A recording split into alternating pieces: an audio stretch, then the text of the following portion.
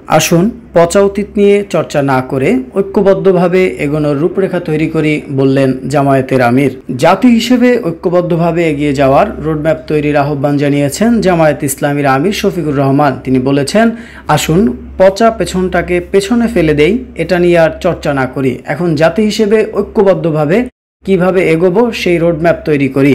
রাজধানীর তেজগাঁওয়ের একটি রেস্তোরাঁয় আজ মঙ্গলবার দুপুরে সাংবাদিকদের সঙ্গে মতবিনিময় সভায় প্রধান অতিথির বক্তব্যে শফিকুর রহমান একথা বলেন। আর কোনো বিভাজন চলবে না মন্তব্য করে জামায়াতের আমির বলেন, জাতির সব স্তম্ভের হাতগুলোকে জাতীয় স্বার্থে এক জায়গায় আসতেই হবে। তিনি বলেন, একটা জাতি যখন ঐক্যবদ্ধ থাকে গোটা বিশ্ব তাদের সম্মান করতে বাধ্য হয়, আর জাতিটা যখন বিভক্ত হয়ে পড়ে তখন তাদের মাথার উপর স্থায়ী মাতব্বরি করে এবং এতে ওই জাতির শুধু ক্ষতির পরিমাণ বাড়ে। আজ আমাদের বড় প্রয়োজন ঐক্যের। এ প্রসঙ্গে শফিকুর রহমান আরও বলেন, আমরা অতীতে যদি বিভক্ত হয়েই পড়ি দল ধর্মের ভিত্তিতে, আমি বলবো এগুলো আমরা ভুলে যাই।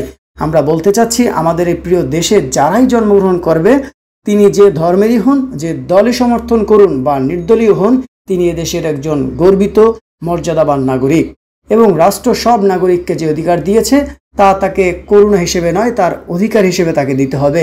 এই অধিকার প্রাপ্তির জন্য যোদ্ধা হচ্ছেন রাজনীতিবিদেরা, যোদ্ধা হচ্ছেন কলম যোদ্ধারা।